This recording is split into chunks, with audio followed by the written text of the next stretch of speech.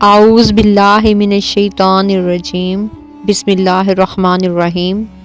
وظائف سپورٹ کے پیارے ناظرین، السلام علیکم ورحمۃ اللہ وبرکاتہ۔ پیارے آقا حضرت محمد صلی اللہ علیہ وآلہ وسلم کا ارشاد ہے، جو بندہ مجھ پر ایک بار درود بھیجتا ہے اللہ تعالیٰ اس بندے پر 10 رحمتیں نازل فرماتے ہیں اور اس کے درجات بھی بلند فرما دیتا ہے۔ ہمارے پیارے آقا حضرت محمد صلی اللہ علیہ وآلہ وسلم کا ارشاد ہے کہ جو شخص مجھ پر درود بھیجے گا قیامت کے دن اس کی شفاعت میرے ذمہ ہوگی۔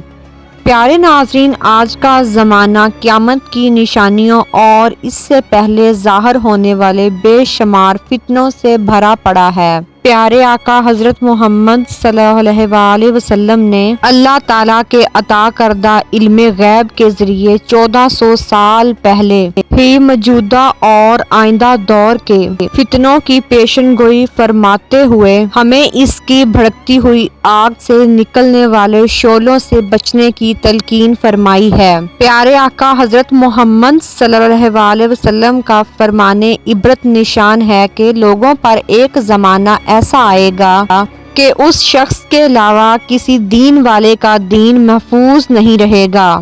جو اپنے دین کی خاطر اپنے دین کو لے کر ایک پہاڑ سے دوسرے پہاڑ تک اور ایک غار سے لے کر دوسری غار تک بھاگے۔ اس وقت روٹی روزی کا حاصل ہونا اللہ تعالیٰ کو خوش کیے بغیر حاصل نہ ہوگا۔ جب یہ صورتحال ہوگی تو انسان اپنی بیوی بچوں کے ہاتھوں ہلاکت میں پڑ جائے گا، اور اگر بیوی بچے نہ ہوں گے تو والدین کے ہاتھوں اس کی ہلاکت ہوگی، اور اگر والدین بھی نہ ہوں گے تو اس کی ہلاکت اس کے رشتہ داروں اور پڑوسیوں کے ہاتھوں ہوگی۔ اور پھر صحابہ کرام نے عرض کی، یا رسول اللہ یہ سب کیسے ہوگا؟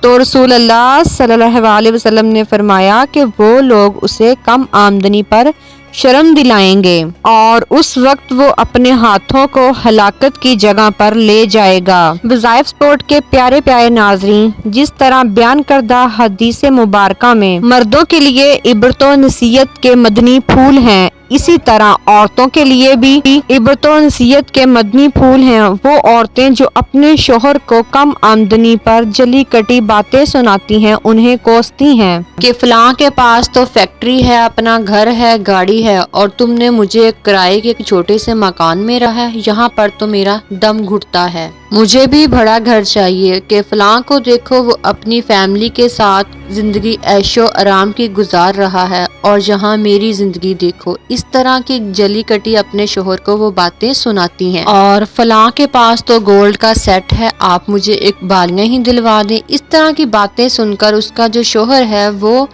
اس چیزوں کے لیے کم آمدنی میں گزارا نہیں کر سکتا، تو پھر وہ حلال و حرام کی تمیز کیے بغیر زیادہ آمدنی کے لیے حلال کو چھوڑ کر حرام کی طرف چل پڑتا ہے، صرف اپنی بیوی کی خواہشیں پوری کرنے کی خاطر وہ ایسا کرتا ہے، تو اس کا گناہ بھی اس کے بیوی کے سر پر ہوگا، اور اس طرح سے جو اس کا شوہر ہے وہ اپنی آخرت کو بھی تباہ کر لیتا ہے، اور پھر جو حرام کما کر اس کا جو لقمہ اپنے بچوں کو کھلاتا ہے تو اس کا بھی اسے حساب دینا پڑے گا۔ لہٰذا ایسی چیزوں سے بچیے اور حرام سے بچیے، اور انشاءاللہ تعالیٰ دیکھیے گا آپ حلال کم کما کر بھی آپ دیکھیے گا اللہ تعالیٰ اس میں کس طرح سے برکت عطا فرماتے ہیں، اور پھر دیکھیے گا جیسے لوگوں کے پاس سب کچھ ہے آپ کے پاس بھی اللہ تعالیٰ کی رحمت سے آ جائے گا، اور بس آپ نے حرام سے بچنا ہے اور صبر کرنا ہے، اور پھر اللہ تعالیٰ فرماتے ہیں کہ اللہ تعالیٰ صبر والوں کے ساتھ ہیں۔ اور پھر سب سے جو بڑی بات ہے وہ یہ ہے کہ یہ رجب کا مہینہ ہے، اور یہ بہت فضیلتوں اور برکت والا مہینہ، اور اس مہینے میں توبہ کرنے والوں کی جو تعداد ہے وہ بہت زیادہ ہو جاتی ہے، تو آپ لوگ جتنی بھی کوشش کر سکیں اللہ تعالیٰ سے توبہ کریں، اپنے گناہوں کی معافی مانگیں، اور پھر اللہ تعالیٰ سے اپنی جو حاجتیں ہیں وہ اللہ تعالیٰ کو بتائیں، اور انشاءاللہ تعالیٰ پھر دیکھیے گا کہ آپ کی زندگی کس طرح سے بدل جائے گی، آپ کی جو بھی حاجت ہوگی، آپ کی خواہش اللہ تعالیٰ پوری فرما دیں گے۔ بس آپ نے اللہ تعالیٰ کا ذکر کرنا ہے، اور اس مہینے میں زیادہ سے زیادہ آپ نے کثرت سے درود پاک کو پڑھنا ہے، اور استغفار کو جو ہے پڑھنا ہے، آپ نے چلتے اٹھتے بیٹھتے پھرتے استغفار کا ورد کرتے رہنا ہے، اور درود پاک کو بھی آپ نے اس کی جو تسبیح ہے وہ کرتے رہنا ہے۔ میں آپ کو ایک واقعہ بتاتی ہوں۔ ماہ رجب کے مہینے سے پہلے ایک نیک عالم دین بیمار ہو گئے، تو وہ عالم دین فرمانے لگے کہ میں نے اللہ تعالیٰ سے دعا کی ہے کہ اے اللہ تعالیٰ میری موت ماہ رجب المرجب کے مہینے تک مؤخر فرما دے، یعنی کہ رجب کا جو مہینہ ہے اس کے آنے تک جو ہے میری جو موت ہے اس کو لیٹ کر دیں کہ میری موت رجب کے مہینے سے پہلے نہ ہو جائے۔ اور وہ فرمانے لگے کیونکہ مجھے خبر پہنچی ہے کہ اللہ تعالیٰ رجب کے مہینے میں بندوں کو دوزخ کی آگ سے بچا لیتے ہیں، اور پھر اللہ تعالیٰ نے ان کی دعا قبول فرمائی اور انہیں رجب المرجب کا پاک مہینہ عطا فرمایا، اور پھر اس مہینے میں ان عالم دین کا انتقال ہو گیا۔ ہمارے پیارے آقا حضرت محمد صلی اللہ علیہ وسلم فرمایا کرتے تھے، اللہ تعالیٰ سے دعا کیا کرتے تھے کہ اے اللہ ہمیں رجب و شعبان کا مہینہ عطا فرما اور ہمیں رمضان سے ملا، کیونکہ یہ مہینے بہت برکتوں والے مہینے ہیں، اور اس مہینے میں کی گئی عبادت اور جو اس مہینے میں رکھے گئے روزے ہیں اور جو بھی نفلی عبادت ہے اللہ تعالیٰ اس کے بدلے میں ہمیں بہت کچھ عطا فرما دیتے ہیں۔